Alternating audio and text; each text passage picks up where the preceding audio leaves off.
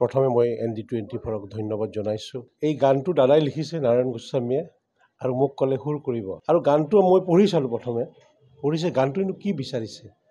মানুহে কয় শব্দই ব্ৰহ্ম, গতিকে প্ৰতিটো শব্দই কেনেকুৱা ধৰণৰ ফিলিংছ বিচাৰিছে আৰু সেই ফিলিংছখিনি মই দিবলৈ চেষ্টা কৰিছোঁ গানৰ মাধ্যমেৰে।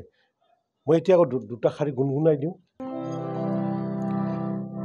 ভাৰতৰ জনতাৰ জাতিৰ সেৱক লোৱাহে আমাৰ প্ৰণাম, শুনিল আকাশ ভেদি উৰি উৰি আছা তুমি, চৌদিশে প্ৰকাশী সুনাম, চৌদিশে প্ৰকাশী সুনাম, বন্দে মাতৰম।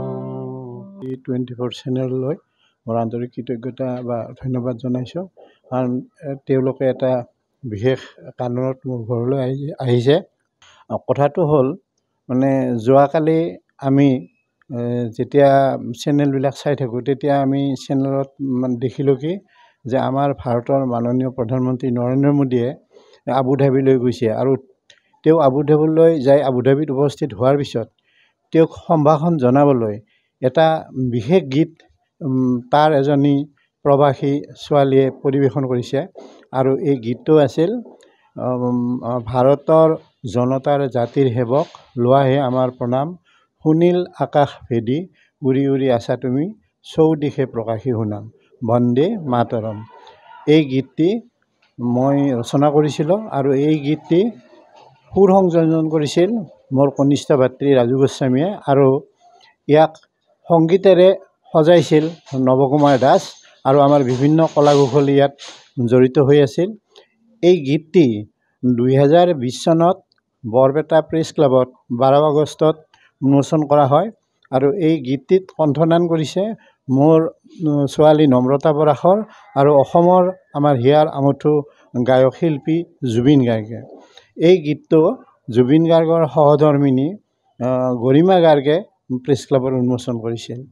এই গীতটো যথেষ্ট জনপ্ৰিয় হৈছিল আৰু এই গীতটো আমি হয়তো ভবা নাছিলোঁ যে এই গীতটো এদিন আন্তৰ্জাতিক পৰ্যায়ৰ স্থান পাব আৰু তাৰ বাবে আমি যথেষ্ট সুখী যে মই নিজে ৰচনা কৰা গানটো বা আমাৰ পৰিয়ালৰ পৰা এই যিটো গান, এই গানটো আমাৰ পৰিয়ালে যথেষ্ট ইয়াত সহযোগ কৰিছে আৰু অনবৰতে এই মোৰ পৰিয়ালৰ পৰা মোক সদায় উদগনি দি থাকে আৰু মই বিশেষ সময়ত নিৰিবিলি সময়ত মোৰ মনত যেতিয়া ভাৱ আহে তেতিয়া মই গীত ৰচনা কৰোঁ আৰু এই ইতিমধ্যে মই 450ৰো অধিক গীত ৰচনা কৰিছোঁ আৰু ইয়াৰে 108টা গীত সুৰৰ পাঞ্চৈ নামেৰে মোৰ প্ৰথমখন গীতৰ সংকলন অলপতে প্ৰকাশিত হৈছে আৰু এই সংকলনখনত সেই গীতটো সন্নিৱিষ্ট হৈ আছে। তাৰ লগতে মোৰ ছোৱালীয়ে জুবিন গাৰ্গৰ লগত আৰু বেলেগ গীততো কণ্ঠদান কৰিছে আৰু ইয়াৰ লগতে অইন বহুকেইটা গীত ইতিমধ্যে ভিডিঅ' এলবাম যোগে আমি শ্ৰীমূৰ্তি প্ৰডাকশ্যনৰ আধাৰত আমি নিৰ্মাণ কৰিছোঁ।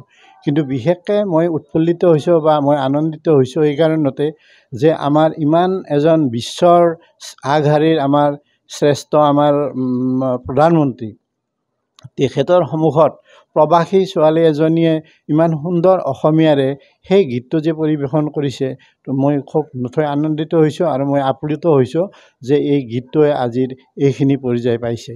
গতিকে মই ইয়াৰ জৰিয়তে মই অসমবাসীলৈ লগতে ভাৰতবৰ্ষৰ প্ৰতিজন নাগৰিকলৈ মোৰ আন্তৰিক ধন্যবাদ আৰু কৃতজ্ঞতা জ্ঞাপন কৰিছোঁ আৰু লগতে আবুধাবিৰ যিসকলে এই গীতটো তেওঁলোকে নিৰ্বাচন কৰি তেওঁ গীতটো প্ৰধানমন্ত্ৰীৰ আগত তেওঁ গীতটো কণ্ঠদান কৰিবলৈ দিলে, মই সেই কৰ্মকৰ্তাসকললৈও মই আন্তৰিক ধন্যবাদ জনাইছোঁ। নমস্কাৰ।